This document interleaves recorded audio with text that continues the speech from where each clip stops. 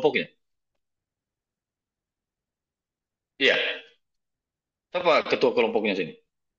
Saya Pak Oh, Pak Ahlan. Pak Ahlan dari dinas mana? dari Universitas Muhammadiyah Lubuk. Oke. Dinas mana? Dinas mana, Pak? Dinas. TPHP Apa TPAP? Dinas apa itu? Tanaman Pangan Hortikultura dan Perkebunan, Oke, siap. Sebagai apa? penyuluh pertanian. Penyuluh pertanian. Oke, asli Banggai tapi. Asli Banggai atau? Ya asli Munah, cuman sudah lahir dan tinggal di Lubuk Banggai. Oh, siap. Muna. Tenggara. Sultra ya? Sulawesi Tenggara, betul. Orang Muna. Thank you, Pak Ahlan. Ibu Niputu Intan Pirawati. Dari dinas mana, Ibu? Saya dari BKP SDM, Pak. Banggai. Oke, sebagai Peranata komputer terampil. perang komputer terampil. Oke, asli Banggai juga ya.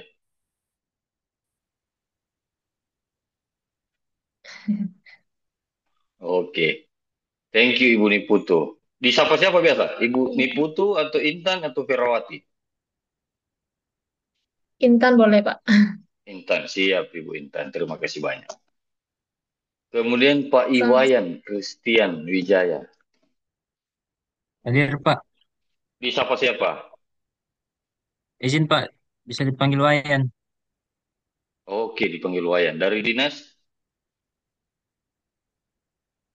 dari UPTD Puskesmas Pak, Saiti, Puskesmas Saiti. sebagai Dokter ahli pertama Pak. dokter ahli pertama. Siap. Ya, Thank you Pak Wayan. ya, siap, siap Pak. Oke. Ibu Dewi, Ibu Dwi Ayuningsi. Silakan Ibu Dwi. Dipanggil siapa? Dari dinas mana? Saya bisa dipanggil Dwi, Ayu, Ningsi, tapi seringnya orang selain keluarga di luar rumah itu di luar lingkungan tempat tinggal panggilnya Dwi. Kalau di lingkungan tempat Oke. tinggal panggilnya Ningsi, Pak. Oke. Terus Oke. saya di Dinas Koperasi dan UKM Kabupaten Banggai di bidang pemberdayaan usaha mikro. Jabatan saya sebagai pengembang kewirausahaan ahli pertama. Makasih, Oke. Pak. Hobinya apa Ibu Dwi? Hobi masak. Iya, Soalnya hobi. saya senang makan, Pak. Oke, jadi anu ya linear ya hobinya dengan Iya, iya, kesenangannya. Pak. Hmm. bukan Oke. bukan hanya tahu hasil tapi juga Iya. menghasilkan proses. Sadar. Bagus hobinya, bagus. Linear. Oke, thank you Ibu Dwi. Sekarang Pak Irfan. Assalamualaikum warahmatullahi wabarakatuh. Selamat pagi, teman-teman. Waalaikumsalam warahmatullahi wabarakatuh. Panggilannya Irfan saja. Irfan. Ya, Jadi saya kira kalau M kan atau dipanggil jangan Pak. Irfan aja. Oke. Saya asli dari Sumatera Barat, Pak, tapi lahir besar di Luwuk. Asal Oke. instansinya dari Dinas Koperasi dan UKM Kabupaten Banggai. Bidangnya sama kayak Dwi, Pak, pemberdayaan usaha mikro. Oke, sama ya. Hobinya apa? Kalau Hobinya hobi? makan makan makanannya Dwi, Pak, yang dibuat Dwi. Kita hobinya itu. Oke lah. Sebagai tester. Ayo, Oke tes. lah. Hmm, Bahaya, Baik, terima bahaya, kasih, Pak. nanti ada yang marah. bahaya. Oke, thank you Pak Irfan dari Dinas Koperasi dan UMKM. Kemudian Pak Andri, silakan Pak Andri. Ya Pak, dari saya dari Dinas TPHP juga Pak, sama dengan Pak Ahlan, jabatannya Hmm? penyuluh pertanian, Oke, sama ya. sama Pak. Di siapa ini? Pak Kevin kah? Pak Andri kah? Iya, Andri boleh, Kevin boleh Pak. Oke, tapi cuma Sinaga yang tidak boleh ya. Boleh juga, cuman itu marga. Oh, saya kira kan, siapa tahu kan. Kalau dipanggil Sinaga, satu kampung berarti nol ya. Oke, thank you. Apa hobi Pak Andri? Ngeband Pak, ngeband. Wih, Main musik. ngeri. Bagian apa? Kabel atau lightning? Teknisi lampu Pak. Oh, teknis. Siapa tahu kan banyak. Vokalis, drummer, teknisi lampu, lightning kan banyak. Banyak. Oh, Apa? Penonton, Gitar, Pak. gitar, Pak. Oh, gitar. Hmm. Gitar. Oke. Kalau penonton keterlaluan berarti. Jauh sekali kan? Oke, thank you Pak Andri. Sama-sama, Pak. Siap. Mudah-mudahan kerasan di Sulawesi Tengah Pak Andri. Dapat, sudah ada jodohnya? Sudah ada? Belum, Pak. Oh belum, mudah-mudahan dapat di Hmm. Luwuk kan? Amin, amin. Kota air kan, kota air. Banggai paling, bukan Luwuk, Banggai. Oke, sekarang Pak Hadis B. Japano. Ya, izin Pak, saya biasa dipanggil Hadis, dinas instansi saya itu dari dinas sosial, terus jabatan Oke, peranata komputer terampil Pak. oke. Banyak peranata ya, dinas sosial. Apa hobi Ya Pak Pak, Hadis? biasa hobi memancing Pak. Banyak, mancing keributan, mancing, Iya, mancing, mancing keramaian. mancing ikan Pak. Oh, mancing ikan. Oh, normal berarti saya Iya kira Pak. hobinya mancing, mancing keributan. Iya, mancing-mancing emosinya orang kan banyak. Siapa tahu. Thank you Pak Hadis. Thank you. Iya Pak. Siap. Ibu Ingrid aman? Aman, Pak. Kenapa lemas-lemas Ibu Ingrid? Ibu Ingrid? Tidak, Pak. Aman, Pak. Nggak bisa. Bapak Ibu ini nggak bisa bohong sama tanggal Bapak Ibu. Ini tanggal berapa Bapak Ibu? Mohon izin. Tanggal 31 Pak. 31, Pak. Oh, kasihan. Kenapa? Sayang, 31. Sayang. Sekarat. Sekarat Ibu Ingrid, Pak Hadis apa beli Oki Jelly Drink, Oki Jelly Drink. Tahu? Penunda lapar, Bapak Ibu. Macam Jadi panjang banyak-banyak. sekali, panjang sekali hari ini ya, Pak, menuju besok. Ini panjang lama, kayaknya 34 jam, bukan 24 jam dalam satu hari kalau tanggal 31. Makanya kelihatan Pak Ibu Ingrid lemas, Pak Muhammad Ridwan bibir pecah-pecah, Pak Iwayan tenggorokan kering. Kasihan. Tanggal 31. Anak muda baru gajinya cuma 2 digit lagi. Iya kan? 2 juta lebih dikit. Iya 2 digit kan 2 juta lebih dikit. Jadi aman ya Ibu Ingrid ya? Aman, Pak, insya Oh, Allah. siap. Di siapa ini? Kalau Ibu saya Ingrid. siapa? Ingrid, Pak. Ingrid. Oke. Dari dinas? Saya dari Dinas Pekerjaan Umum dan Penataan Ruang, PUPR, Sebagai? sebagai Juru Operasi Pemeliharaan Sumber Daya Air. Bos-bos OP, operator, petugas, DI. Iya, betul kan? Iya, Pak.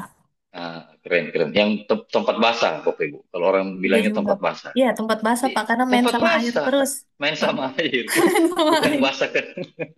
Bukan basah karena apa? Basah air. Sering cuci rambut berarti, Pak. Ya, sering cuci rambut. Kalau kering-kering, Ibu Ingrid tanggal 31 begini sudah langsung cuci rambut lagi di tempat basah. Ya, Pak. Oke, semangat Ibu Ingrid. Hobi apa Ibu Ingrid? Hobi saya free dive, Pak. Apa? Ini kalau dibahasakan satu-satu apa? Tenggelamnya. Kalau free dive itu Enggak, tenggelam Pak. ya? Kalau free dive dia, iya tenggelam, cocok. Tenggelam kan? Iya, suka tenggelam. Keren ya? Keren. Boleh lah nanti kalau di Banggai diajak saya Bapak Ibu. Di Oke, Banggai Pak. kan bagus spotnya. Iya, Kalau kita pokoknya terjun tenggelam kan, pokoknya itu saja gampang. kita Ada suka nanti Bu tenggelam, Ingrid. Pak. Keren-keren dunianya, dunia bawah air kan. Pengendali air memang. Linear, hobi dengan pekerjaan linear. Air semua, tempat basah semua. Oke, thank you Ibu Ingrid. Kemudian Ibu Deborah Ica Anggreni. Biasa dipanggil Ica, Pak. Oke, nomor tengah. Dari Dinas Dinas? Pariwisata. Dari Dinas Pariwisata. Pariwisata. Keren. Jabatannya Pak? Peranata komputer terampil, Pak. Peranata komputer terampil. Aman nih. Hobi apa Ibu Ica? Check out Shopee. Astagfirullah, kasihan. Tanggal 31 ini Bu Dera. Bukan check out, tapi pay later. Lebih kepada pay later kalau tanggal 31. Kalau check out itu tanggal 1, 2, 3, 4, sampai 10. Kalau sudah tanggal 31 itu pay later. Gaji tidak melawan kan? Berarti keranjang Shopee-nya Ibu Ica ini 99 plus plus. Betul, Pak. Oh, kasihan ya. Jangan coba-coba ya. anu apa? Kalau ada Ibu Ica sudah nikah? Sudah, Pak. Sudah. Sudah. Nanti kalau suaminya pengen kasih bahagia Ibu Ica, minta tolong check out kan Shopee-nya, jangan coba-coba. Jangan coba-coba. Ngeri kan? Oke, Ibu Ica dari pariwisata. Terima kasih banyak Ibu Ica. Hobinya check out keranjang Shopee. Bayangkan hobinya kan? Oke, thank you, Bica. Kemudian Ibu Devi Vidianti. Nama saya Devi Vidianti, biasa dipanggil Devi. Saya dari Dinas TPHP, sama seperti Pak Andri dan Pak Ahlan. Mm-mm. Hmm. Hobinya Sebagai jalan-jalan. Hobinya ho- jalan-jalan aja, Pak. hobi, salah satu olahraga yang tidak sehat itu adalah jalan tanpa Sehat, Pak. kepastian. Sehat, Mm-mm. Pak, jalan. Oh, kalau Jalan-jalan. jalan, iya, kalau jalan tanpa kepastian itu tidak sehat buat buat kita, Bapak Ibu. Jalan-jalan ya, keren, olahraga. Oke, thank you Ibu Devi. Jabatan apa Ibu Devi di TPH? Penyuluh pertanian. Oh, penyuluh Penyuluh pertanian. pertanian. Oke, Iya. oke, siap. Thank you Devi. Terakhir, Pak Muhammad Ridwan dari mana nih? Brimob. Oh, kan Bapak Ibu, iya, siapa tahu ikut latsar juga kan Brimob. Dari mana Pak Ridwan? Dinas mana? Di PUPR, Pak. PUPR. Oke. Ya, Sebagai? jabatan juru OP Oh, sama, sama, sama. sama dengan Bu Ingrid. Tempat bahasa juga. Tempat bahasa juga. Pengen Tempat dari air, bahasa Pak. juga. Jadi di Buangkai dengan siapa, Pak Ridwan? Kos, Pak. Oh, ngekos. Ada keluarga tapi? Ada. Ada. Iya, baru pertama ke Banggai. Baru pertama ini, Pak. Pak Baru Adri juga pertama baru merantau pertama. juga. Ibu Devi pertama juga. Iya, sudah boleh belajar logat-logat. Logat-logat orang Banggai. Pandri, Bu Devi, Pak Ridwan. Oh, bilang Ibi, kalau orang sana Ibi. Yuk. Iya, kalau di sana kan begitu logatnya Pak Andri. Tapi aman, mudah-mudahan betah Pak Andri, Pak Ibu Devi, Pak Ridwan, mudah-mudahan betah. Suka Ya, Pak. tidak suka, sudah rezekinya di Banggai, bangun Banggai. Oke, Bapak Ibu, supaya tidak kaku, Bapak Ibu. Capek ya, pembelajaran agenda capek Bapak Ibu. Tidak lama lagi, sisa 1 kali lagi. Jadi habis agenda 3, itu namanya agenda, coaching agenda. Kemudian sudah bimbingan rancangan. Oke, bagus ini kelompok, semangat kelompoknya sini kan. Harusnya ini yang jadi punya bimbingan ini. Aduh. Oke, Bapak Ibu. Jadi pertemuan kita hari ini perdana bertemu langsung secara online, Bapak Ibu. Kemarin sih harusnya, tapi karena masih bertabrakan semua jadwal, Bapak Ibu, jadi saya cuma nitip penugasan. Penugasannya Bapak Ibu nanti kita pertemuan terakhir lah, baru dibahas supaya Bapak Ibu kan agak longgar ngerjainnya, Bapak Ibu. Oke, hari ini itu Bapak Ibu kita pembelajaran agenda 3. Sabar. Sabar.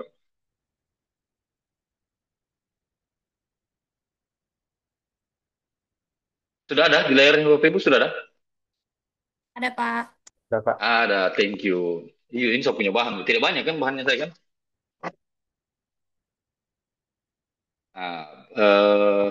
Saya dulu berarti ya, perkenalan kepada Bapak Ibu.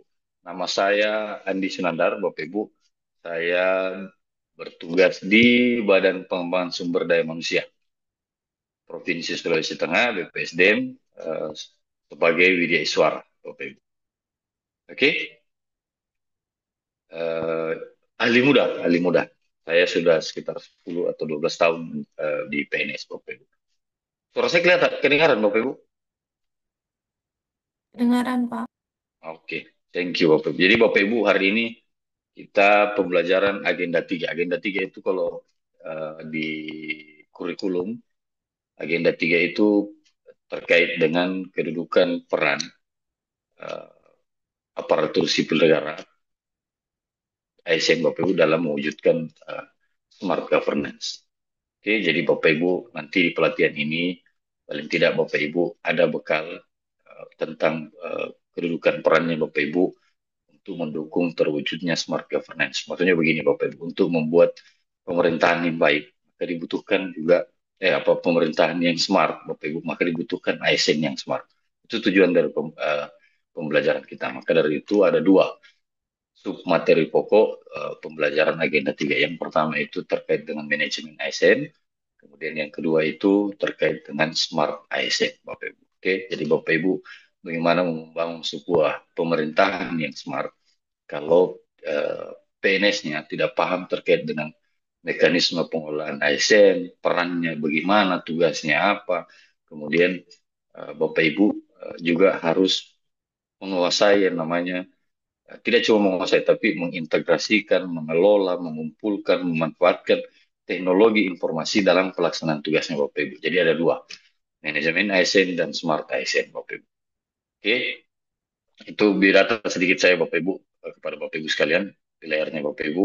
Kemudian ini ada sedikit informasi, siapa tahu Bapak Ibu pengen diskusi nantinya baik dalam sementara kelas pembelajaran ini maupun setelah pembelajaran juga, atau Bapak Ibu sudah 100% pengen diskusi, boleh silahkan Bapak Ibu. Nanti kita sharing-sharing. Oke? Tukar nomor HP. Siapa tahu juga ada yang mau panggil saya, Bapak Ibu pingin ngopi, boleh. Saya kasih nomor HP. Oke, ini karena PDF ini ya Bapak Ibu. Saya cuma bawa tape. Nah ini dia. Kira-kira outline dari pembelajaran kita Bapak Ibu. Agenda 3 itu terkait dengan peran kedudukan PNS dalam mewujudkan smart governance itu ada dua. Yang pertama itu manajemen ASN. Di manajemen ASN itu terbagi lagi 3 submateri pokok. Yang pertama itu kedudukan, peran, hak dan kewajiban serta kode etik aparatur sipil negara. Kemudian yang kedua, submateri pokok yang kedua adalah konsep merit dalam pengelolaan ASN. Kemudian yang ketiga itu mekanisme pengelolaan ASN. Kemudian di agenda 3 juga ini terdapat submateri pokok yang namanya smart ASN. Nah, smart ASN sendiri Bapak Ibu terbagi lagi menjadi 3 submateri pokok. Yang pertama itu literasi digital, kemudian pilar literasi digital, kemudian implementasi literasi digital dan implikasinya. Nah, kedua materi ini Bapak Ibu dan submaterinya itu tujuannya untuk Bapak Ibu tahu persis fungsi peranannya Bapak Ibu dalam mewujudkan smart governance. Oke? Maka Bapak Ibu harus tahu, oh saya manajemennya di ASN itu saya seperti ini, tugas saya ini. Kemudian saya sebagai PNS berarti harus bekerja dengan memanfaatkan teknologi informasi yang ada. Nah, untuk mewujudkan pemerintahan yang baik atau pemerintahan yang smart governance. Oke, kemudian kita bahas secara agak merinci sedikit, Bapak Ibu. Pertama terkait dengan manajemen ASN. Nah, di submateri yang pertama terkait dengan kedudukan dan peran hak serta kewajiban dan kode etik ASN itu Bapak Ibu itu termuat dalam Undang-Undang 20 tahun 2023 tentang aparatur sipil negara. Jadi kalau Bapak Ibu mau tahu apa itu ASN, silakan nanti Bapak Ibu buka di Undang-Undang nomor 20 tahun 2023. Oke, nah di Undang-Undang 20 tahun 2023 ini Bapak Ibu ASN itu terbagi menjadi 2 jenis. Yang pertama itu pegawai nestapa sekali, kedua adalah pegawai pertolongan pertama pada kecelakaan. Oh bukan, pegawai negeri sipil dan pegawai pemerintah dengan perjanjian kontrak. Saya kira tadi pegawai pemerintah dengan pertolongan pertama. Jadi 2 ya, di undang-undang 2. Oke, yang pertama tugasnya, kalau dari sisi tugasnya baik PNS maupun P3K dalam undang-undang tentang ASN itu tugasnya hanya 3 Bapak Ibu. Yang pertama itu baik PNS maupun P3K itu bertugas melaksanakan kebijakan publik.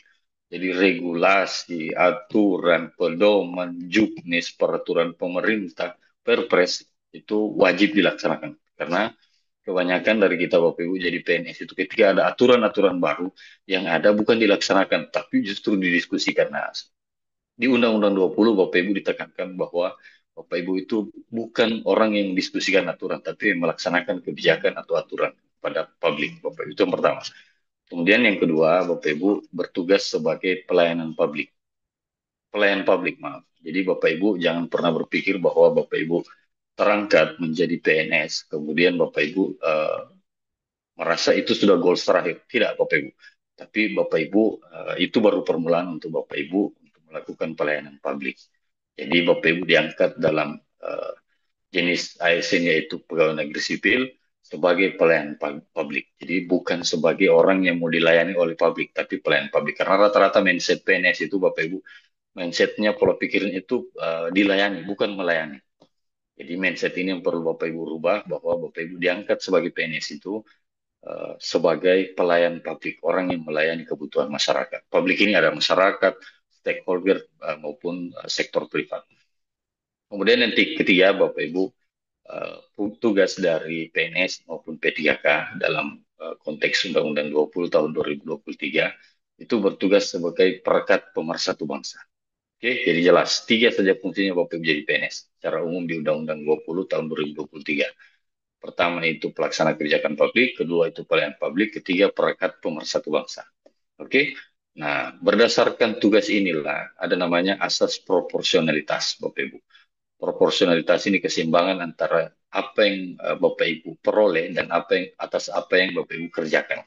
Nah, yang diperoleh itu adalah hak, yang dikerjakan itu adalah kewajiban.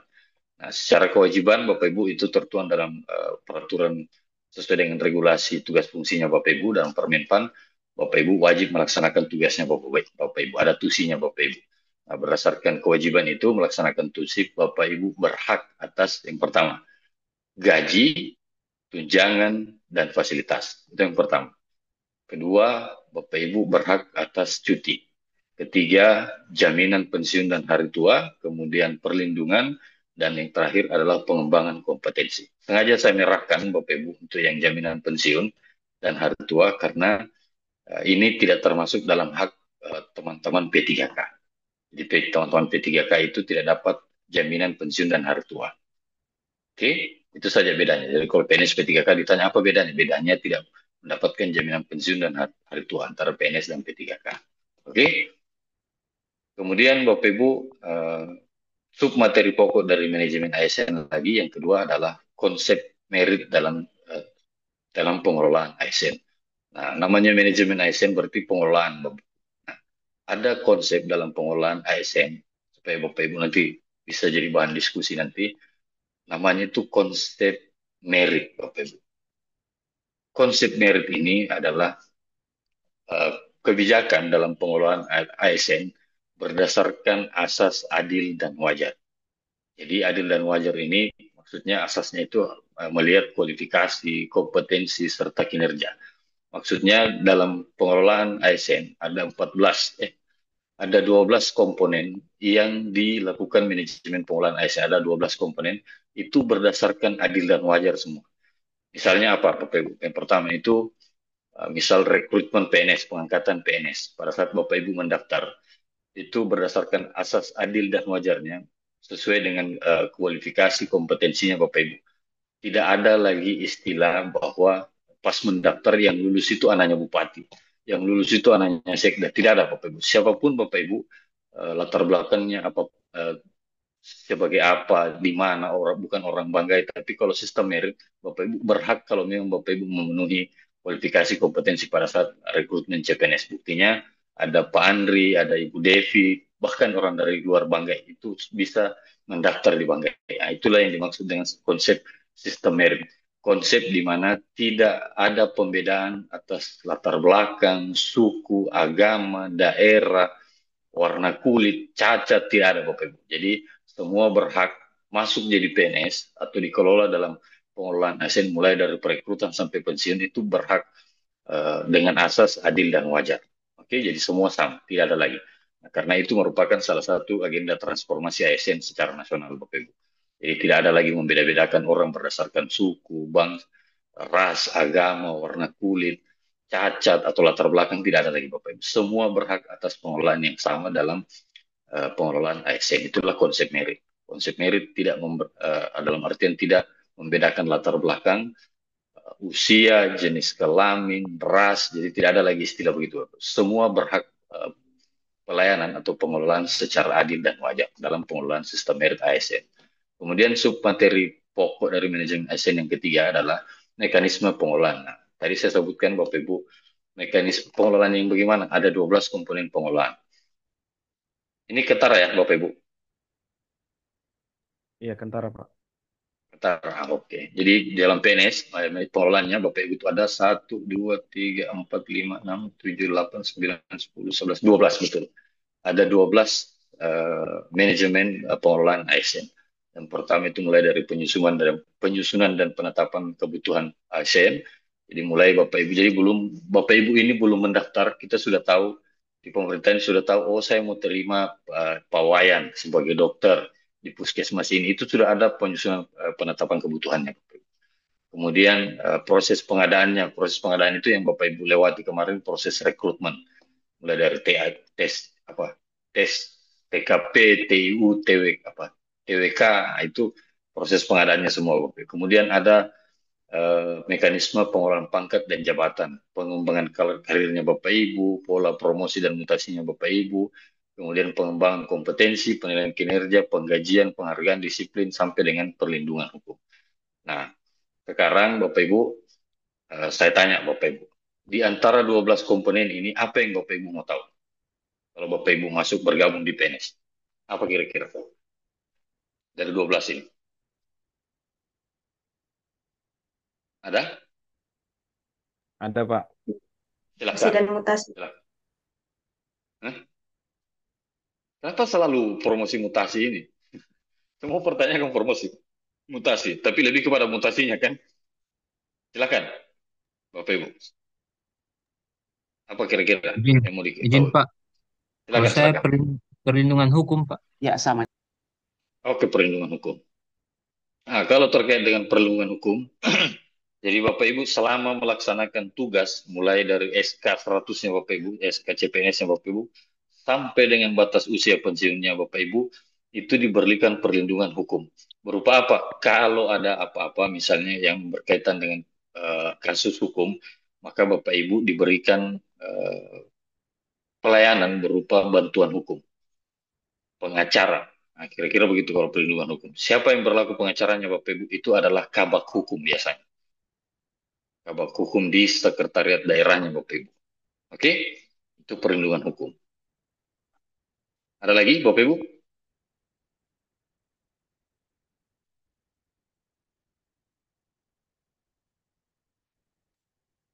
Apa kira-kira lagi Bapak Ibu? Izin, Pak, mau tanya tentang yang bagian pengembangan kompetensi dan penilaian kinerja, Pak. Oke, kenapa? Pengembangan kompetensi kenapa?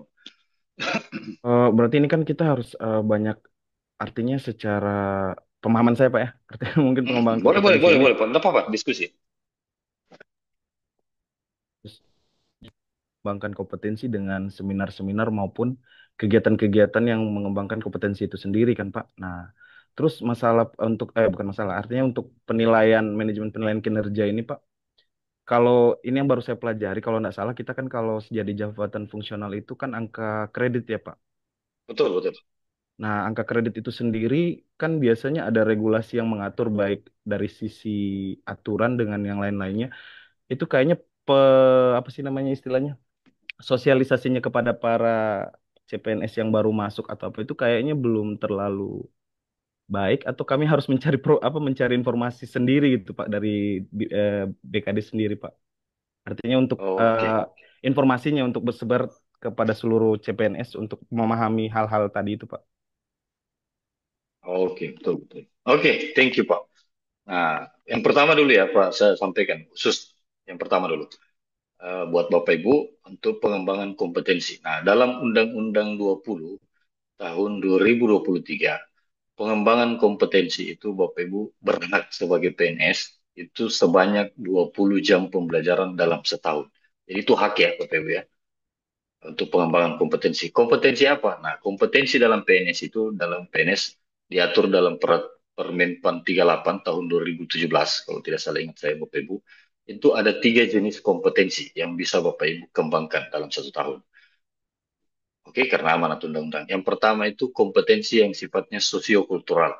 Sosiokultural itu dalam artian Bapak Ibu kemajemukan, tenggang rasa. Nah, itu sosiokultural. Kemudian ada kompetensi yang namanya kompetensi manajerial. kompetensi manajerial itu Bapak Ibu berhak.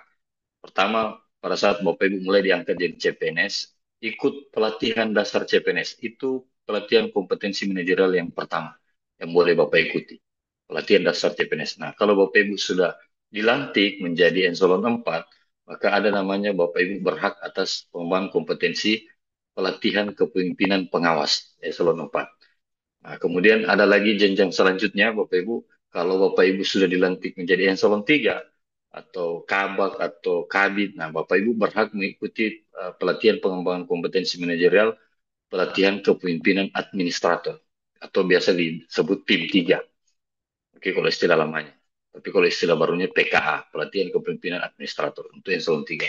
Nah, begitupun kalau Bapak Ibu sudah eselon 2 atau kepala dinas, kepala badan, nah Bapak Ibu berhak atas pengembangan kompetensi yang namanya pelatihan kepemimpinan nasional tingkat 1 dan tingkat 2. Oke, tingkat 1 itu untuk eselon 1, tingkat 2 itu eselon 2. Oke. Nah, itu untuk pengembangan kompetensi yang kedua, kompetensi manajerial. Ada juga kompetensi yang ketiga namanya kompetensi teknis, Bapak Ibu. Jadi Bapak Ibu berhak dalam 1 tahun itu pengembangan kompetensi teknis berupa misal kalau kayak dokter Wayan, ada 2. Pendidikan teknis itu ada 2, yang formal dan informal. Yang formal itu Bapak Ibu berhak kalau mau Bapak Ibu sekolah S1, S2, S3 berhak. Kemudian ada pengembangan kompetensi teknis yang sifatnya informal melalui pendidikan dan pelatihan. Misalnya,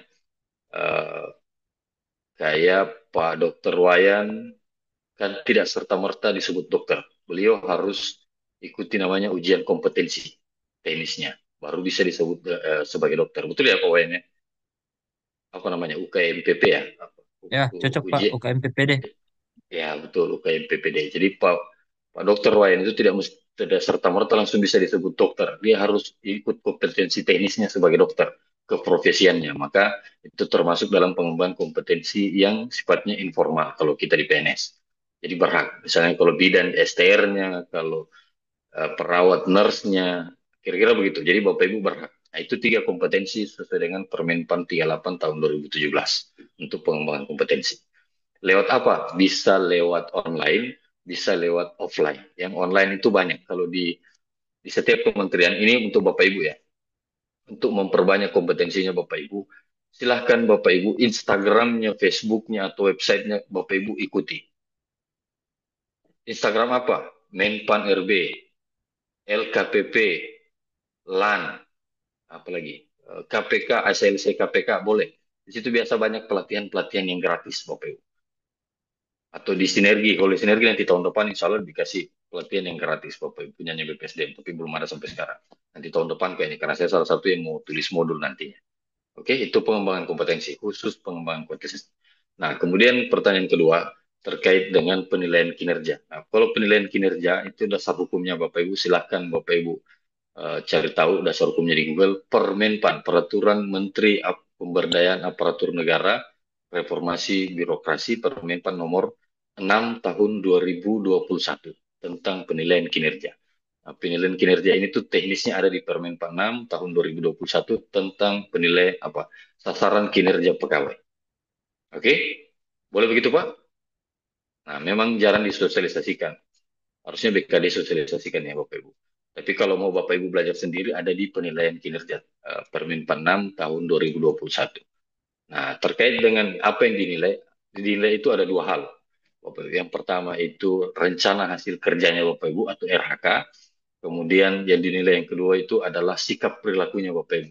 Sikap perilaku yang bagaimana yang dinilai Bapak Ibu? Sikap perilaku yang berakhlak.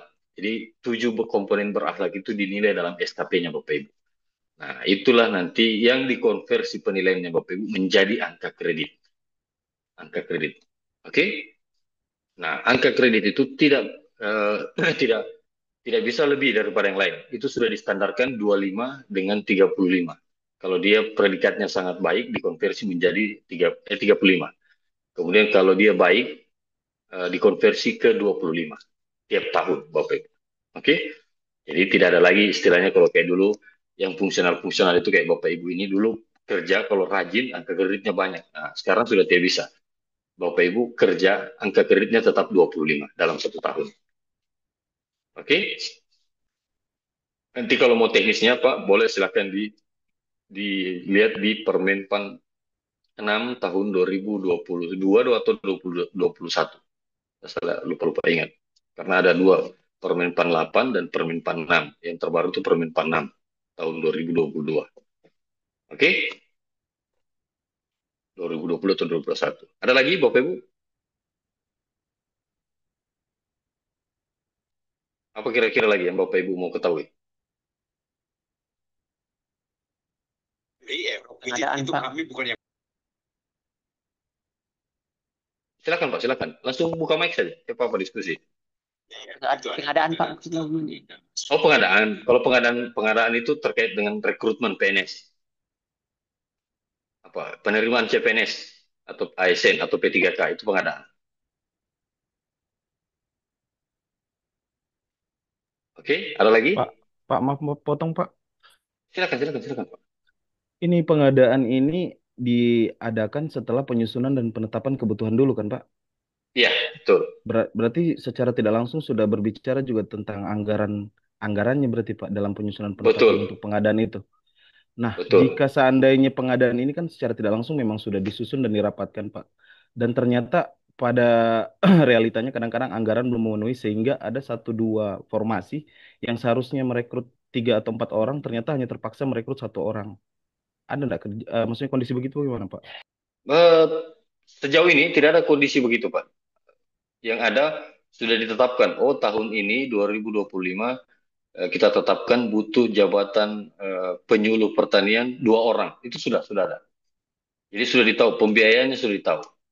Berapa gajinya nanti kalau sudah diterima, berapa TPP-nya nanti, berapa tunjangan fungsionalnya, tunjangan keluar. Jadi sudah ditahu. Jadi istilahnya Pak Dev, Ibu Devi belum ada nih, belum diterima, belum tahu siapa Ibu Devi, tapi sudah diporsikan gajinya berapa, ya, tugasnya di mana, fungsinya nanti apa, itu sudah ada. Itu namanya pengadaan.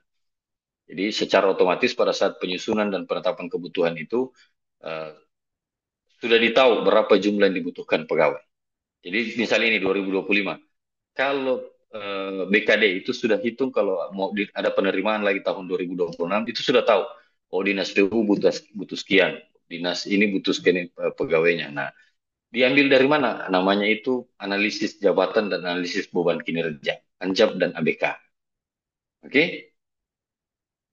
Jadi sudah ada analisisnya, Bapak. Tidak pernah, jarang itu dibilang, oh kurang, jarang Bapak. Yang ada tidak diterima. Misal kita penyusunan kebutuhannya, misal 3, yang mendaftar cuma 2. Nah, makanya biasa itu ada yang langsung diterima Bapak Ibu. Misal pelamarnya cuma 2, tapi formasinya ada 3. Makanya biar passing grade-nya rendah, sudah diterima. Oke? Terakhir Pak. Silakan.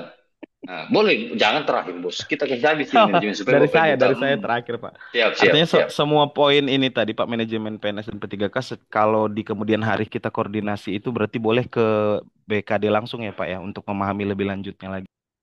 Iya, boleh, sangat boleh Pak, sangat boleh. Oke, tapi kalau Bapak Ibu mau tahu ada namanya CASN. Sistem Informasi ASN. Jadi nanti Bapak Ibu itu punya akun sendiri. Nanti bisa diakses semua, mulai dari daftar riwayat hidupnya Bapak Ibu sampai kompetensinya Bapak Ibu ada semua di situ. Namanya Sistem Informasi ASN. CASN. Kalau disingkat CASN. Jadi sudah ada semua Bapak Ibu. Oke? Jadi ada sistemnya memang, sistem BKD. BKN yang buat Bapak Ibu. Oke? Apa lagi kira-kira? Mana yang tanya mutasi tadi? Siapa yang tanya mutasi tadi? Kenapa mutasi, Bapak Ibu? Izin Pak Nandar. Ya Pak, tentang mutasi. Kenapa mutasi?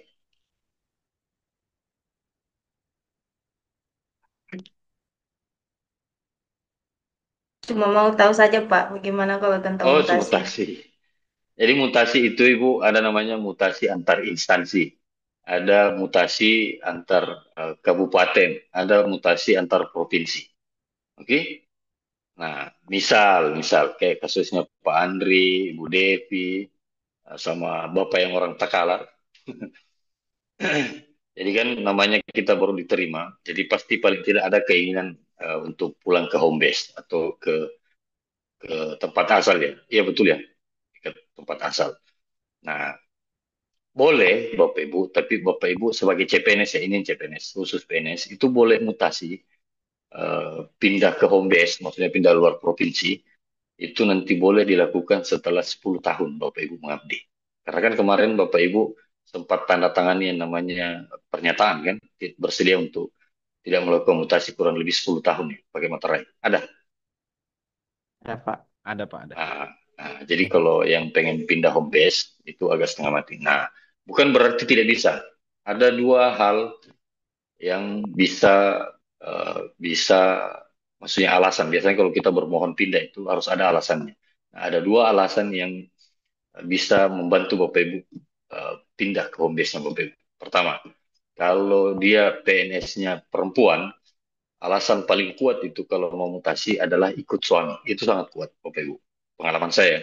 Kemudian kalau PNS-nya laki-laki, alasan paling kuat itu adalah menjaga orang tua. Nah, walaupun biasanya kalau belum 10 tahun, tapi itu jadi pertimbangan. Biasanya. Tapi tidak serta-merta. Nah, itu kalau pindah kabupaten. Nah, bagaimana kalau pindah instansi? Kalau pindah instansi, misal dari TPH mau pindah ke Bapeda, boleh langsung nota dinas. Kalau dia staf, nota dinas kepala daerah saja. SK saja yang dibuat. Jadi boleh. Kalau biar belum 10 tahun, boleh. Tapi kalau pindah provinsi yang belum boleh. Oke, itu mutasi. Ada lagi? Pak, berarti kalau pindah bidang juga bisa kan, Pak? Bisa, sangat bisa. Kalau pindah bidang lebih parah, cuma nota dinas. Dari kepala dinasnya Bapak Ibu. Cuma nota dinas dikasih. Pak, Bisa. Silakan Pak. Kalau mutasinya misalnya kita ada terkendala dengan penilaian kinerja di, misalnya kayak saya pernah nota komputer ahli pertama Pak.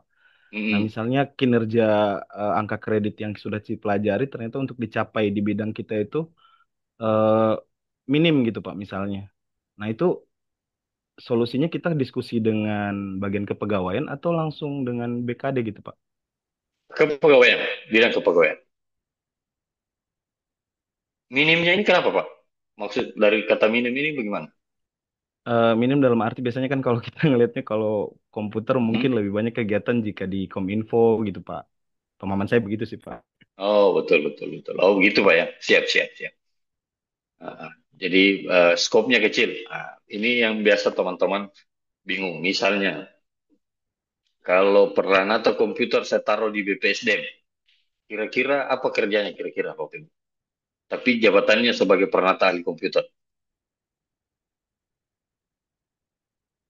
Percaya atau tidak Bapak Ibu, yang buat sinergi yang Bapak Ibu pakai saat ini itu adalah peranata ahli komputer di Badan Pengembangan Sumber Daya Manusia. Aplikasi sinergi yang bangun itu peranata komputer. Oke? Bapak Ibu buat hal-hal baru yang terkait dengan kemampuan teknisnya Bapak Ibu untuk menunjang proses pelayanan yang ada di kantornya Bapak Ibu, sekalipun bukan Kominfo. Itu bisa Bapak Ibu. Misalnya, karena belum ada pencatatan aset masih manual, terus Bapak Ibu bisa sebagai programming membuat pencatatan aset yang sifatnya berbasis desktop atau berbasis website. Bisa. Jadi tidak mesti di Kominfo, Bapak Ibu. Oke? Jadi secara ininya Pak tidak perlu harus terikat dengan Kominfo Pak ya kalau kita mau mengembangkan. Iya, tidak perlu. Siap, betul Pak. Tidak perlu terikat dengan Kominfo. Jadi jangan mindsetnya, oh karena saya ahli komputer saya harus di Kominfo. Oh tidak bisa Bapak Ibu. Justru karena dihadirkan Bapak Ibu di kantornya Bapak Ibu, misal di TPH, saya pernah ahli komputer tapi di TPH. Apa tugasnya saya? Berarti saya adakan sekitar 20 atau 40-an tugasnya di Permenpan itu pernah ahli komputer. Kemudian dikaitkan dengan kegiatan pelayanan yang ada di TPH. Misal, apa ya? Buat semacam aplikasi kalau dia basisnya programming, aplikasi untuk menunjang penyuluh pertanian, misal kalau di Dinas Pertanian, atau buat aplikasi untuk pendataan masyarakat difabel mungkin, kalau peralatan komputer ditaruhnya atau ditugaskan di dinas sosial misal. Jadi banyak Bapak Ibu. Oke? Jadi tidak mesti ke Kominfo. Ada Siap, lagi? terima kasih Pak Aran. Siap, siap. Izin Pak, Ada lagi? Siap, silakan Pak. Nanda. Ya, Ya. mau bertanya Pak masalah penggajian dan tunjangan. Jadi saya sempat baca Pak, ada Perbup Bupati Banggai nomor 5 tahun 2025 itu mengenai Hmm. dia mengatur mengenai TPP. Jadi di Oke. situ Pak di Perbup itu dia ada bagi 3 poin kriteria. Oke. Itu yang pertama kriteria beban kerja, kriteria prestasi kerja, kemudian kriteria kondisi kerja. Di mana di Oke. masing-masing kriteria ini dia ada nominal gajinya begitu Pak. Yang saya ingin Iya. ini Pak Nandar sharing itu bagaimana apakah kita semua dapat itu poin-poin dari ketiga kriteria itu Pak. Oke. Ya. Thank you Pak. Pertanyaan TPP, tunjangan perbaikan penghasilan. Jadi tunjangan perbaikan penghasilan itu Bapak Ibu diukur, alat ukurnya itu seperti yang tadi Bapak Ibu sampaikan ada 3. Tapi secara gampangnya Bapak Ibu TPP itu mengukur 2 hal, kinerjanya Bapak Ibu dengan tingkat kehadirannya Bapak Ibu. Oke? Kalau bahasa gampangnya. Jadi 60-40 kalau saya tidak salah ingat itu 60% untuk kinerja, 40% untuk kehadiran. Itu TPP. Harusnya TPP itu, Bapak Ibu, kalau secara aturan, TPP itu tidak perlu rumus. TPP dari pengertiannya saja itu tunjangan perbaikan penghasilan. Maka itu langsung dianggap PNS saat ini itu tidak bagus penghasilannya, dikasihlah TPP. Nah, harusnya kalau yang disebut dengan Pak Bapak tadi, ada 3 kriteria, itu perhitungannya namanya tukin, tunjangan kinerja. Oke, nah tukin ini disesuaikan dengan beban kerjanya Bapak Ibu, kemudian klasifikasinya Bapak Ibu, kemudian grade kerjanya Bapak Ibu. Ada 3.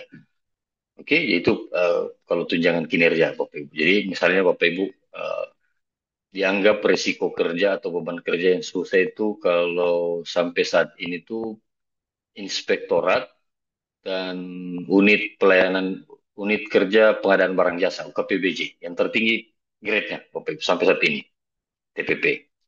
Kenapa? Karena dianggap rawan kalau rendah TPP-nya, rawan terjadi korupsi. Maka dinaikkanlah TPP-nya.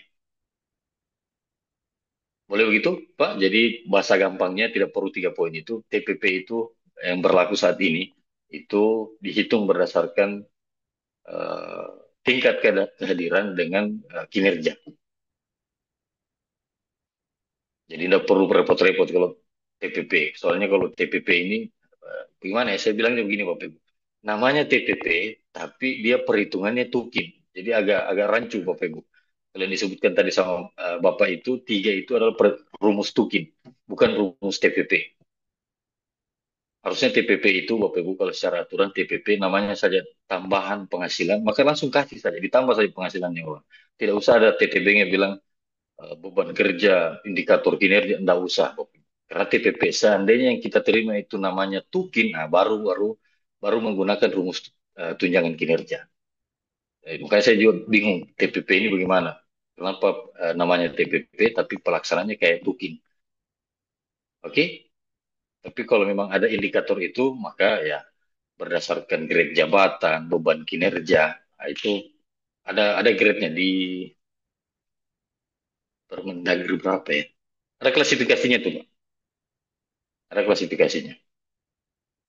Atau permintaan berapa? Oke? Itu terkait TPP, Bapak Ibu. Agak rancu memang TPP. Tapi kalau bahasanya Bapak Ibu pengen tahu saya terima atau tidak, nah lihat coba Perbup, Bapak Ibu. Siapa saja yang berhak atas TPP. Ada kan sempat baca? Sampai membaca? Ya, ada Pak. Nah, ada kriterianya. Bapak Ibu kan tahun depan sudah dapat kan? Belum? Atau sudah nanti 100? 100 Pak. 100. Oh, Ya. siap. Biasanya kan misal yang berhak mendapatkan TPP adalah calon pegawai negeri sipil. Besarannya 30%. Biasanya begitu. Kalau di provinsi ada. Tapi kalau memang di perbubnya Bapak Ibu menuliskan bahwa nanti 100%, maka nanti 100% Bapak Ibu terima TPP-nya. Oke. Nah, boleh sambil diskusi Bapak Ibu, saya kasih feedback Bapak Ibu bahwa kenapa ada submateri manajemen ASN, ada 12 komponen. Kenapa perlu diajarkan ke Bapak Ibu? Karena Bapak Ibu harus ada pengetahuan begitu supaya Bapak Ibu tidak perlu lagi bertanya-tanya, wah saya tugasnya apa ya? Wah saya dibayar tidak ya? Wah nanti penilaian kinerjanya bagaimana? Nah, wajib Bapak Ibu tahu semua itu supaya Bapak Ibu nanti kalau pada saat sudah di kerja nyatanya Bapak Ibu 100%, Bapak Ibu tidak terganggu dengan hal-hal seperti itu. Jadi tahu, oh kita disampaikan saya harus ke koordinasi ke BKD Pak atau mana? Karena Bapak sudah tahu, maka Bapak Ibu bisa gunakan waktunya Bapak Ibu untuk fokus pada tugas fungsinya Bapak Ibu. Bukan dalam manajemen PNS-nya Bapak Ibu. Oke? Karena sudah ada yang atur. Siapa yang atur? BKD, Kasub Kepegawaian, Komisi Aparatur Sipil Negara, Badan Kepegawaian Negara, Menpan RB itu sudah diatur. Jadi Bapak Ibu tidak usah khawatir. Tinggal cari aturannya. Kalau penilaian kinerja, oh berarti Permenpan 6 tahun 2022. Oh, kalau terkait dengan disiplin ada PP 94 terkait dengan indisipliner pegawai. Oh, kalau naik pangkat ada PRKBKN, di besaran gaji ada PRKBKN. Jadi kira-kira Bapak Ibu itu gambaran kenapa Bapak Ibu harus tahu manajemen pengolahan ASN. Nah, 12 komponen itu Bapak Ibu itu sudah dikelola berdasarkan asas adil dan wajar. Oke. Kenapa jabatan ini tinggi TPP-nya? Berdasarkan asas dan adil dan wajarnya Bapak Ibu karena adanya risiko kerja. Oke. Kenapa nanti 100% baru terima TPP? Berdasarkan asas adil dan wajar Bapak Ibu. Wajarnya ini karena kemampuan keuangan daerahnya Bapak Ibu belum mumpuni. Oke.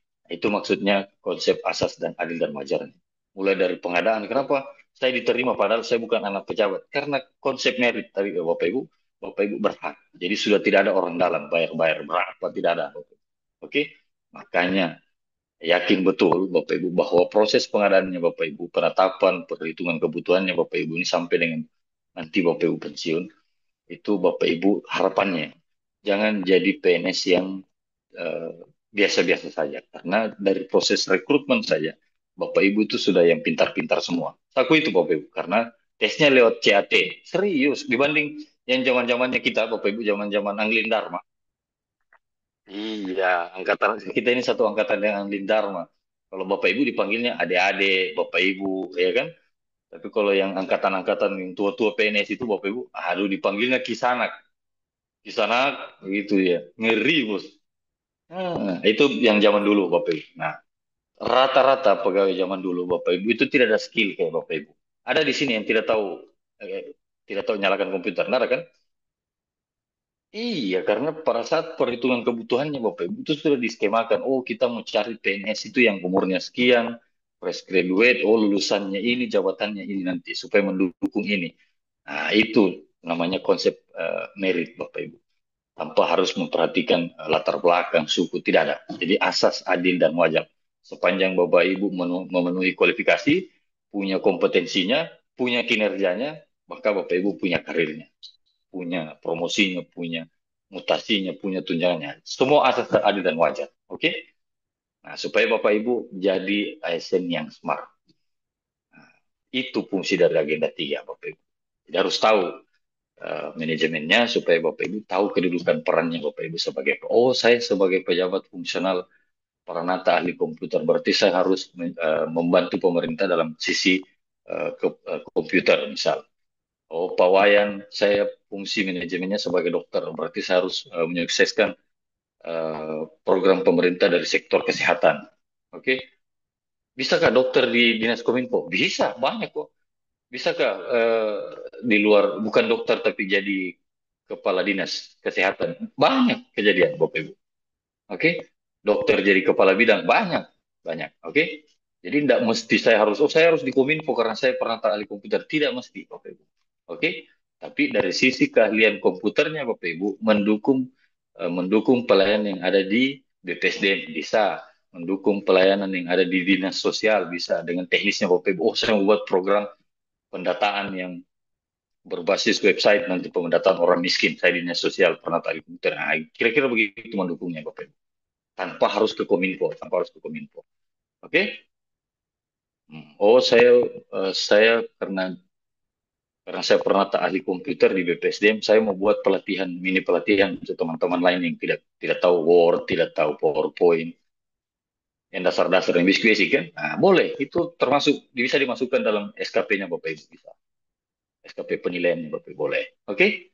Nah, itu maksud dari pembelajaran agenda 3. Agenda 3 kita ini Bapak Ibu. Nah, terkait manajemen ASN, informasi kepada Bapak Ibu. Di PNS itu ada namanya jabatan struktural, ada jabatan fungsional. Oke, jabatan fungsional itu kayak Bapak Ibu ini, jabatan fungsional. Pola promosinya, pola pengembangan karirnya itu mulai dari yang paling bawah ada namanya eh, fungsional. Kalau di fungsional golongan 3 ke atas, namanya itu fungsional ahli pratama, fungsional ahli muda, fungsional ahli madya, fungsional ahli utama. Oke, itu fungsional. Jadi Bapak Ibu pola karirnya Bapak Ibu, saya bagaimana nanti Pak? Nanti naik jabatannya fungsional ahli muda. Kan sekarang hari ini pertama, nanti muda. 4 tahun kemudian muda, 4 tahun kemudian lagi madya, 4 tahun kemudian lagi utama. Kalau lancar karirnya Bapak Ibu kan. Nah, sama dengan struktural. Kalau jabatan struktural itu namanya eselon 4. Kepala seksi, kasubit, kasubag itu eselon 4, struktural.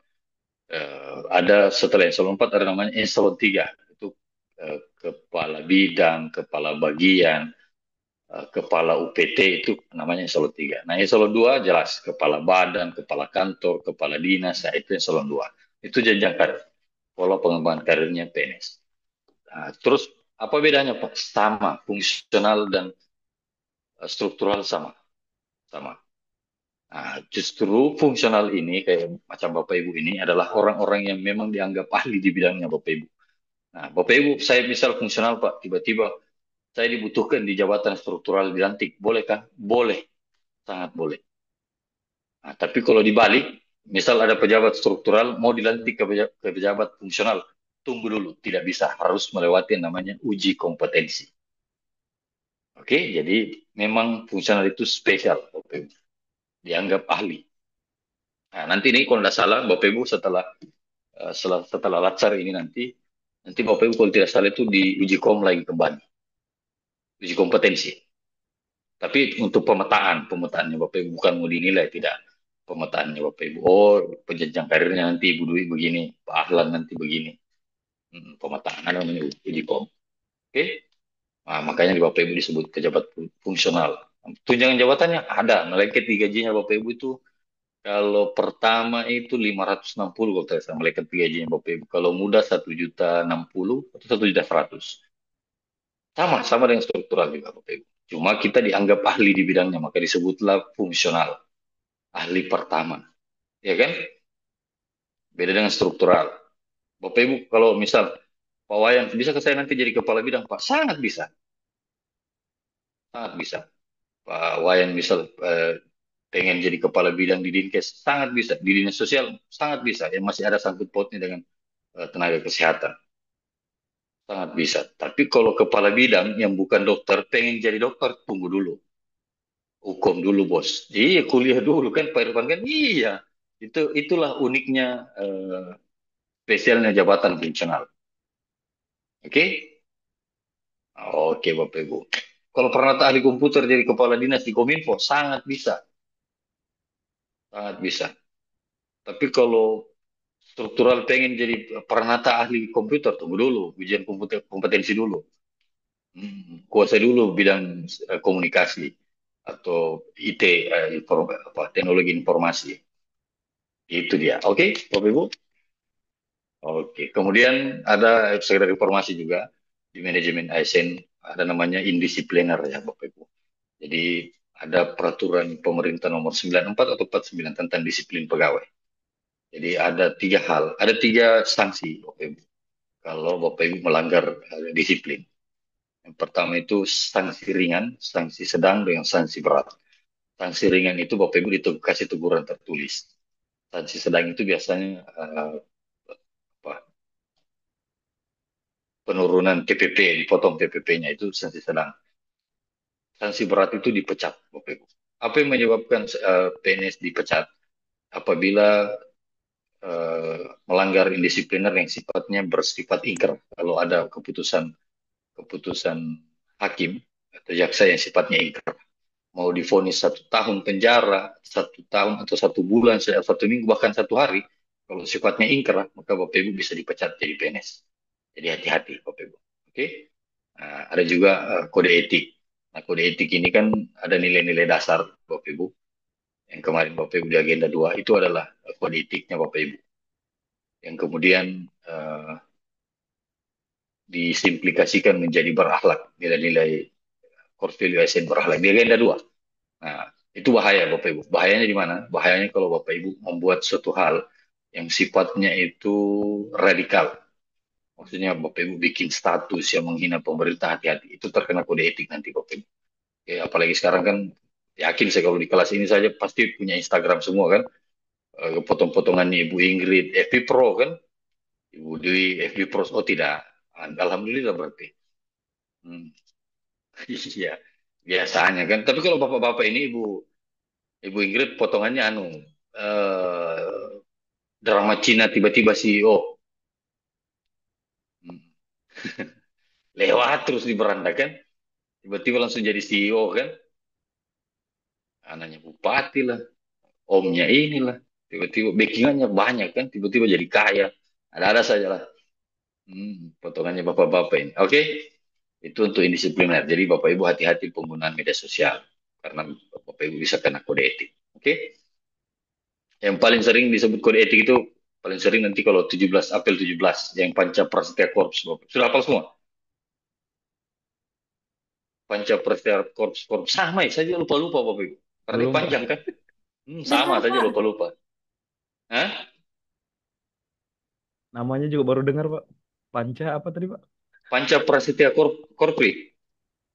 5 janji Korps Pegawai Republik Indonesia. Ada, itu kode etik itu. Kalau dilanggar itu kode etik Bapak Ibu.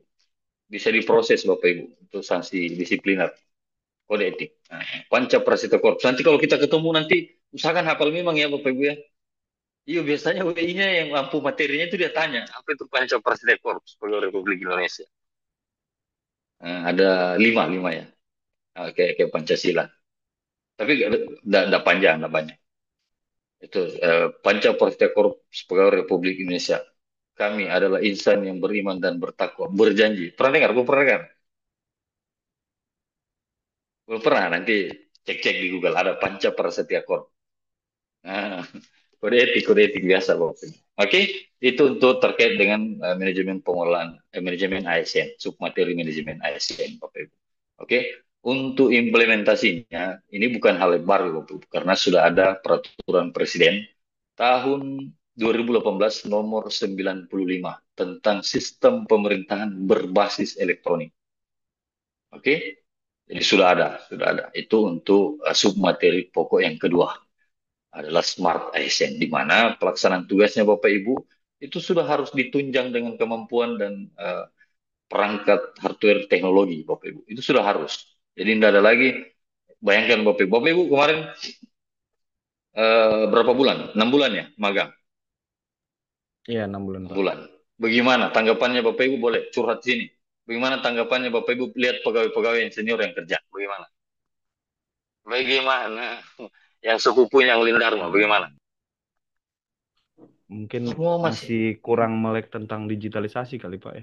Betul sekali. Namanya itu imigran teknologi. Imigran teknologi, kalau bahasa literasinya itu imigran teknologi, tidak mampu menerapkan atau memanfaatkan teknologi informasi dalam pelaksanaan tugas. Makanya sampai saat ini khusus Bapak Ibu saya tanya ya, bagaimana pelayanannya kita? Bapak Ibu waktu pas mendaftar CPNS, bagaimana? Lama, mahal, betul tidak? Berbelit-belit. Nah, karena ya kita terima pegawai-pegawai sebelumnya yang senior-senior itu sedikit sekali Bapak Ibu yang paham akan teknologi dan informasi. Mereka masih pengen manual. Nah, sedangkan kalau proses pelayanan kita laksanakan dengan manual Bapak Ibu, itu akan lama, berbelit-belit, koordinasinya terlalu banyak. Parafnya terlalu banyak Pak. Sama dengan Bapak Ibu kemarin waktu pas ngurus kartu tenaga pencari kerja ya, angka 1. Kemarin ngurus, iya kan? Bagaimana? Lama tidak? Bikin jengkel tidak? Nah, usahakan Bapak Ibu karena Bapak Ibu ini fresh graduate, kemudian dipercaya betul memiliki kompetensi kualifikasi, maka Bapak Ibu akan merubah pemerintahan yang sekarang menjadi pemerintahan yang lebih smart, Bapak Ibu, yang mampu mengintegrasikan pelaksanaan pekerjaannya Bapak Ibu dengan menggunakan teknologi informasi. Banyak Bapak Ibu. Makanya saya kalau peserta, saya tanya bilang, saya kasih tugas Bapak Ibu, peserta pura-pura lemas. Pura-pura lemas Bapak Ibu. Kalau saya kasih tugas, padahal ini buka Google, tulis chat GPT, ampun Tuhan. Itulah sayang. Pakai chat GPT, boleh. Kalau dengan saya boleh Bapak Ibu. Tapi ada namanya di Smart ASN itu, ada namanya pilar literasi digital. Namanya pilar literasi. Apa pilar literasi digital? Itu terdiri atas 4. Pertama itu Bapak Ibu punya kemampuan teknologi, sudah wajar kalau Bapak Ibu sudah wajar.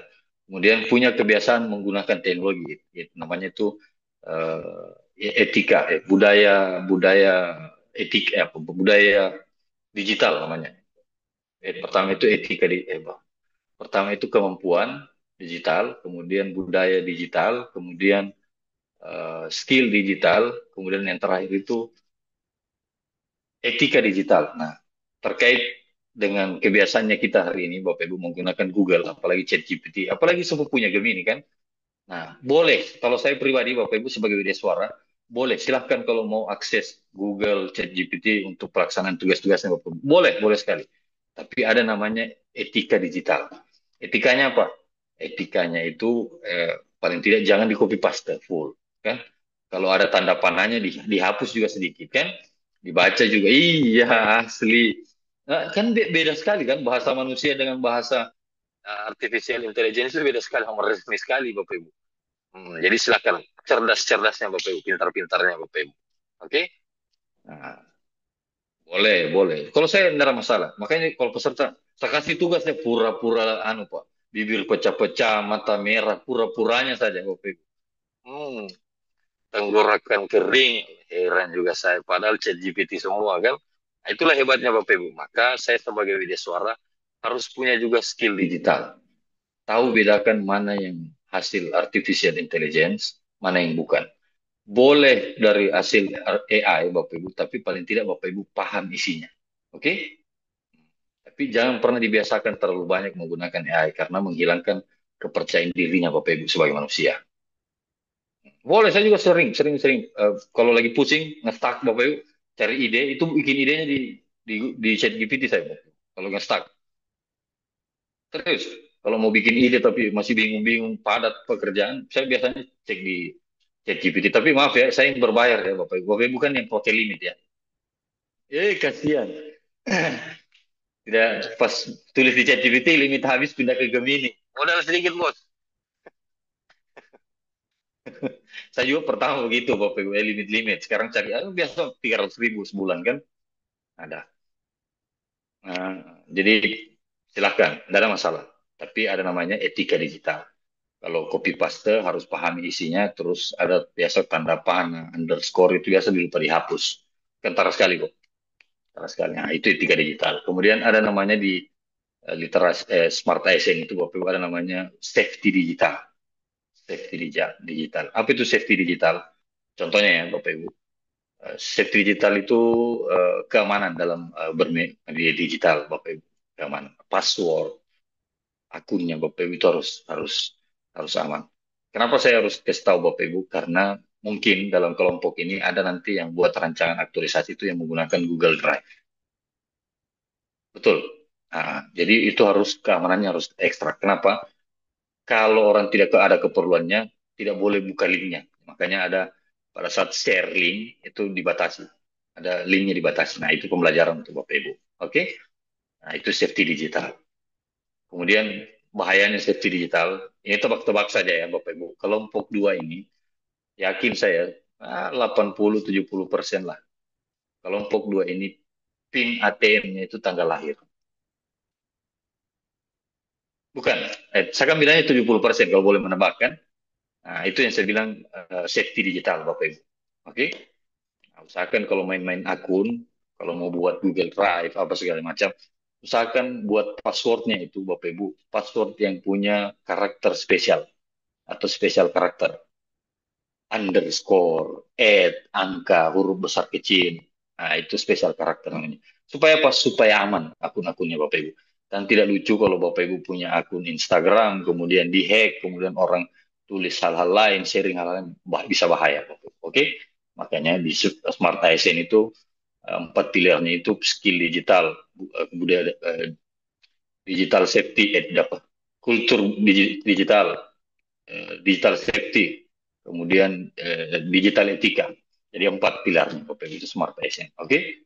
Boleh pakai ChatGPT silahkan Bapak Ibu, pakai AI silahkan, tapi empat pilar ini harus Bapak Ibu ketahui. Pertama harus punya skillnya, tahu budaya dalam bermedia digital, kemudian tahu etikanya dan tahu keamanannya. Oke? Nah, itu Smart ASN, inti dari pembelajaran Smart ASN Bapak Ibu. Maka agenda 3 ini sebagai kesimpulan Bapak Ibu bahwa ketika manajemen pengelolaan ASN itu dikelola dengan baik, akan menghasilkan ASN yang baik Bapak Ibu. Ketika pengelolaan ASN itu pengadaannya sudah baik sekali Bapak Ibu, maka harapannya lahirlah PNS-PNS yang bagus, yang smart Bapak Ibu. Untuk apa? Untuk merubah mindset PNS dan untuk memperbaiki tata kelola pemerintahan yang saat ini Bapak Ibu. Oke? Itu untuk agenda 3-nya Bapak Ibu. Sampai sini ada yang mau bertanya Bapak Ibu? Terkait dengan manajemen ASN dan Smart ASN. Jadi Smart ASN sudah wajib dilaksanakan karena sudah ada peraturan Presiden nomor 95 tahun 2018 tentang sistem pemerintahan berbasis elektronik. Oke, sudah boleh. Silahkan buat idenya, makanya agenda 3 ini Bapak Ibu, itu agenda selanjutnya dari agenda 3 ini adalah pembimbingan rancangan aktualisasi.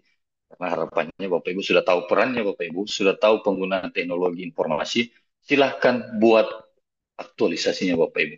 Silahkan buat ide-ide baru. Nah, itu maksudnya Bapak Ibu. Oke, jadi sudah ada rancangan aktualisasinya sudah ada. Nah, makanya habis agenda 3 ini di salah-salahnya ada namanya coaching agenda. Nanti di-refresh ulang lagi mulai dari agenda 1 sampai agenda 3 digabung jadi satu. Habis itu Bapak Ibu menulis rancangan aktualisasi. Jadi aman. Oke? Nah, itulah kurikulum pelatihan dasar CPNS Bapak Ibu sudah disusun. Sudah ada sistematikanya Bapak Ibu, aman. Bapak Ibu cukup ikut saja, lulus. Pasti lulus kok, pasti lulus. Saya kasih bocorannya, pasti lulus. Serius Bapak Ibu. Sepanjang saya jadi widya suara, pasti lulus. Apa yang menyebabkan Bapak Ibu tidak lulus? Satu saja, kalau Bapak Ibu tidak ikut laksar. Itu tidak lulus pasti. Oke, iya ini terus punya. Nah, terus bagaimana dengan rancangan? Itu cuma salah satu penilaian Bapak Ibu. Predikatnya Bapak Ibu lulus itu cuma dua. Memuaskan dengan tidak memuaskan. Sangat memuaskan dan memuaskan. Itu saja. Lulus semua. Nah, sekarang kalau saya bicara agenda 2 dengan agenda 1 kepada Bapak Ibu, saya tanya Bapak Ibu, pilihannya ada dua. Bapak Ibu mau ambil ilmunya selama latsar atau tidak mau ambil ilmunya. Tetap lulus, dua-dua tetap lulus. Tapi kalau saya usahakan ambil ilmunya semua. Oke, supaya jangan jadi PNS yang ya satu angkatan dengan Angin Dharma, Pak Irfan. Datang kantor, garuk kopi, baca koran, pulang. Ah, ah. Ya kan? Nah, jadi jangan ya Bapak Ibu usahakan jadi Smart ASN. Bikin ide banyak-banyak karena Bapak Ibu ini dianggap hasil rekrutmen terbaik, transformasi agenda ASN Bapak Ibu terbaik. Insya Allah yakin betul. Ya baiknya ini kan relatif ya, Pak Ahlan di bidangnya, Ibu Niputu di bidangnya, Pak Wayan di bidang. Jadi relatif. Jadi silahkan Bapak Ibu buat desain-desain atau ide-ide kerja di kantornya Bapak Ibu. Nah itulah yang disebut nanti rancangan aktualisasinya Bapak Ibu. Oke? Sudah aman semua? Sudah ada ide-idenya. Masih ada kendala sedikit ya. Apa? Masih ada? Pak, agak ini saya anggap sebagai ini Pak ya, artinya sebagai sharing aja Pak ya. Artinya boleh. apa sebagai membaca satu dua individu Pak ya. Begini, bagaimana karena jujur Pak, artinya begini. Kita kan dari orang awam nih Pak ya, dari sipil yang tiba-tiba kita memang kayak Pak bilang tadi, secara adil dan ini kita ikut dan terpilih lah ya Pak ya sebagai calon pegawai negeri sipil. Nah, sebelama ini kan sebagai kita juga masyarakat, kita kan menilai. Sewaktu kita masih sipil, kita menilai tentang kinerja pemerintahan dan yang lain sebagainya. Mungkin rata-rata punya penilaiannya masing-masing, Pak ya, tentang bagaimana pemerintahan negeri kita ini sendiri. Jadi, tapi ini Pak, jujur ya ini secara anu aja Pak ya. Artinya Individu. secara ngobrol individual untuk Oh, boleh, kita boleh. sharing, Berarti ada masalah. sharing aja nih Pak. Ah, siap. Nah, artinya saya mau bertanya apa yang masalahnya di dalam. Jadi gini Pak, waktu kita sipil itu kita kayak punya gambaran bahwa oh harusnya pemerintah tuh bisa buat kayak begini kan lebih bisa begini begini begini kan itu waktu penilaian kita sebagai sipil Pak. Nah, sekarang ketika kita masuk di birokrasi, ternyata bertemu hal-hal yang menjadi kendalanya kenapa waktu itu yang kita bicarakan sebagai sipil tidak terjadi. Akhirnya kita mengerti bahwa di dalam itu ternyata ada hal-hal yang ya lumayan berputar-putar dan beberapa hal yang kita juga bingung mengambil kebijakannya sehingga akhirnya menambah wawasan gitu Pak kan. Nah, untuk fokusnya pertanyaan itu sendiri Pak, saya ingin bertanya sebenarnya tentang konflik kepentingan ini Pak. Oke. Nah, kira-kira kalau menurut saran dari Bapak, setiap inovasi ide yang ingin kita sarankan pasti akan ada yang artinya ada yang merasa itu positif, ada yang merasa itu negatif. Sisi-sisi Ya. seperti itu kan, Pak. Artinya kita kan juga diharapkan untuk menjadi pionir. Nah, untuk mengatasi kendala yang seperti itu kira-kira ada saran atau apa gitu, Pak? Ya, kalau sharing individu, Pak Irfan, saya 14 tahun di pemerintahan. Dengan posisi waktu itu masih lumayan paling muda. Saya eselon 4 termuda dulu. 20 tahun, Bapak Ibu. Saya sudah pegang wilayah, 20 tahun.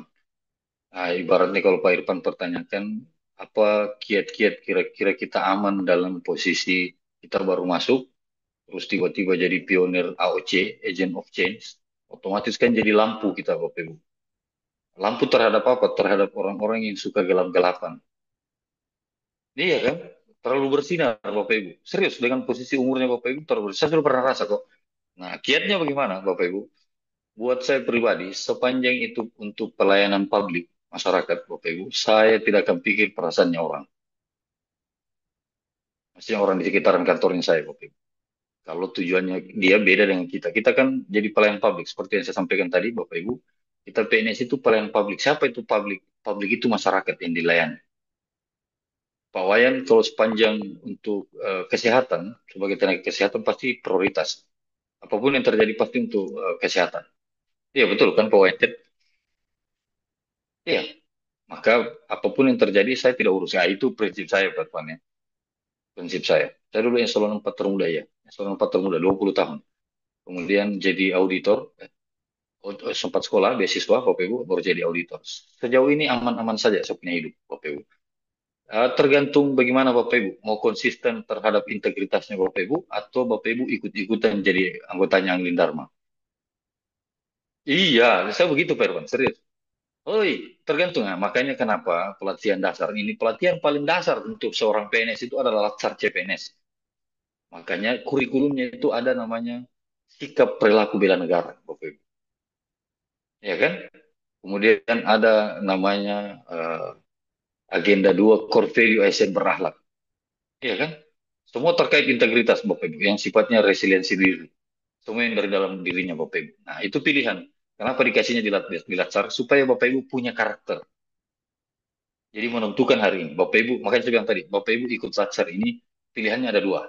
Bapak Ibu mau ambil uangnya, maaf. Eh, Bapak Ibu mau ambil ilmunya atau tidak mau ambil ilmunya. Dua itu saja. Kalau bicara lulus atau tidak, pasti lulus kok. Pasti lulus. Sekarang sama Bapak Ibu. Nah, inilah modal awalnya Bapak Ibu di Latsar. Dikasih kurikulum agenda 1, 2, dan 3. Modal Bapak Ibu untuk membentuk karakternya Bapak Ibu. Mau bekerja untuk rakyat kah atau bekerja untuk diri sendiri? Pilihannya sama Bapak Ibu. Iya, sudah tidak ada Bapak Ibu. Pasti lulus kok. Saya selalu kasih tahu peserta begitu. Pasti lulus. Pasti lulus. Tapi mau ambil ilmunya atau tidak? Nah, ilmu apa? Ilmu terkait dengan integritasnya Bapak Ibu. Bagaimana?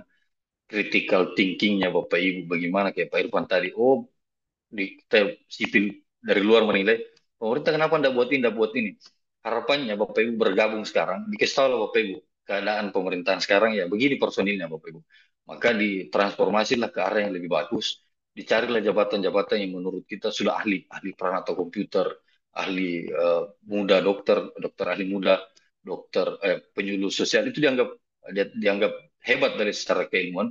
Sisa dibentuk karakternya lewat apa? Lewat Latsar. Oke, pokoknya tidak ada urusan sepanjang itu untuk masyarakat gas, tidak ada urusan. Mau kamu tak patah dua di sebelah itu terserah. Saya begitu Bapak Ibu. Selama saya menjawab begitu. Terserah. Jadi saya ingat dulu waktu pas pembukaan pendaftaran P3K pertama, gelombang pertama Bapak Ibu.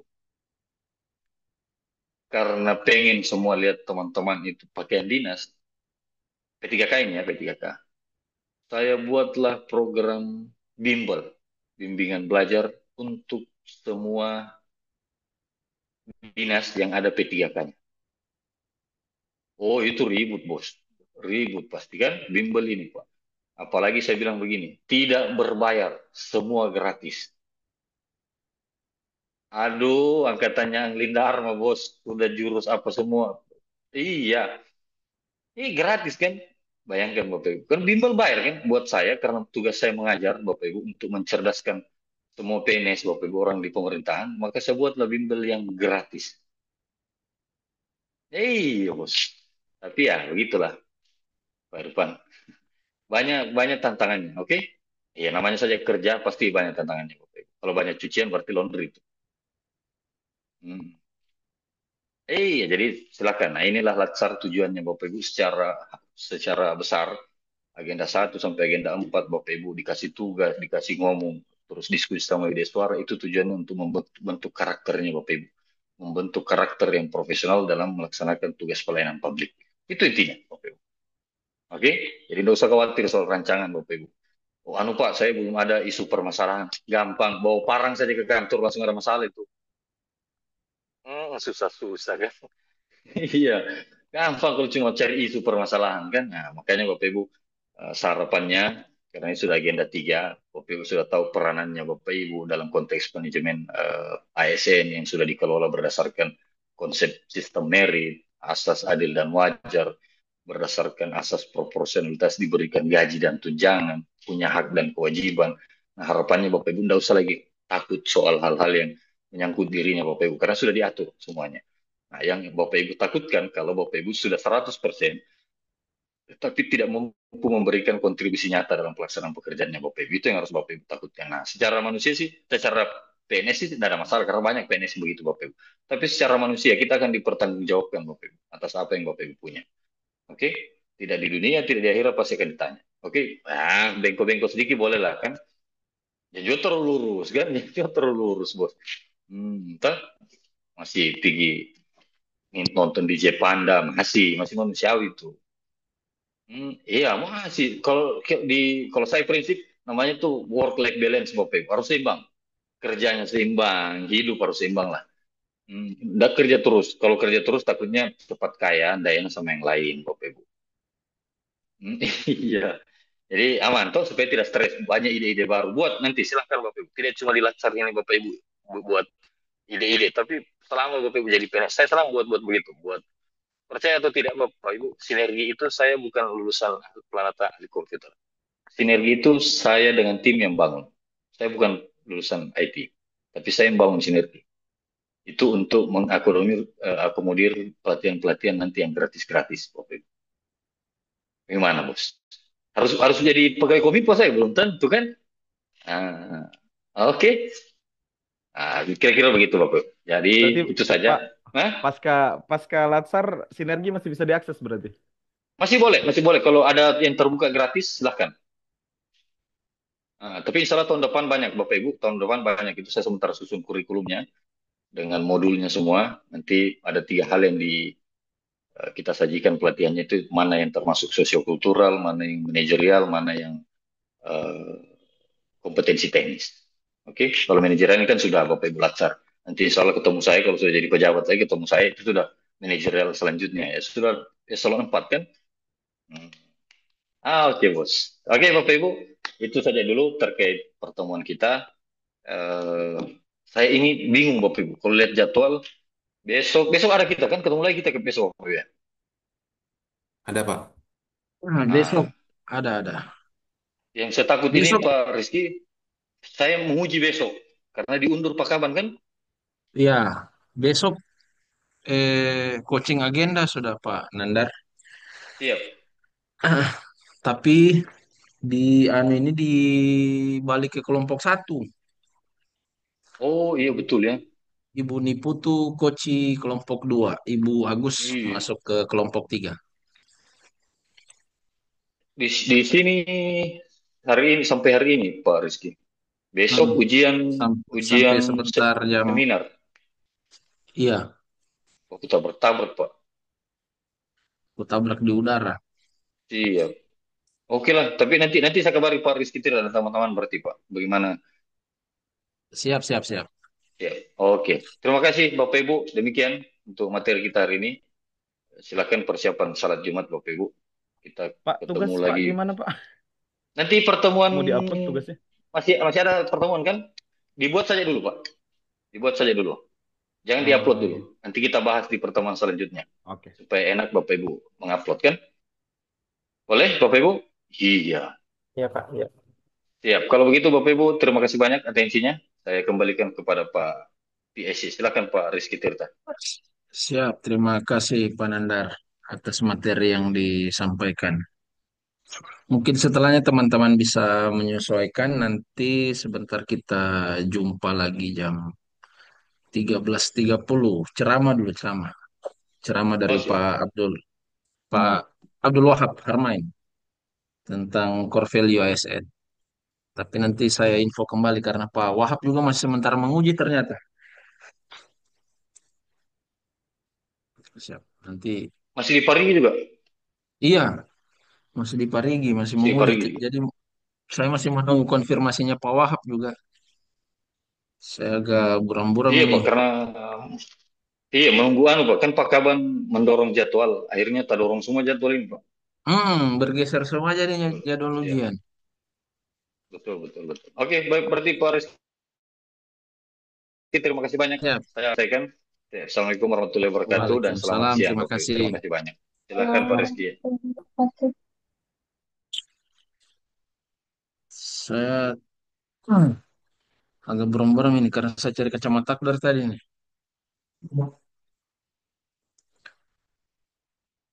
Ya, jadi teman-teman silakan.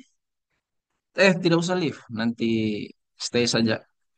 Karena setelah Jumat kita masih pakai link yang ini. Kalau mau live silakan, tapi masih pakai ID sama passcode yang ini. Nanti jam 1 lah join kembali. Tapi kalau ada perubahan nanti saya info juga. Apakah kita jadi mau masuk di agenda ceramah sebentar atau diundur lagi. Oke, karena 15.30 sebentar kita sudah masuk di agenda coaching sama Ibu Niputu Dewi. Jadi nanti Ibu Niputu Dewi yang akan menjadi coachnya Bapak Ibu dari kelompok 2. Oke, kita ketemu lagi sebentar siang. Oke, silakan menyesuaikan Bapak Ibu. Assalamualaikum warahmatullahi wabarakatuh.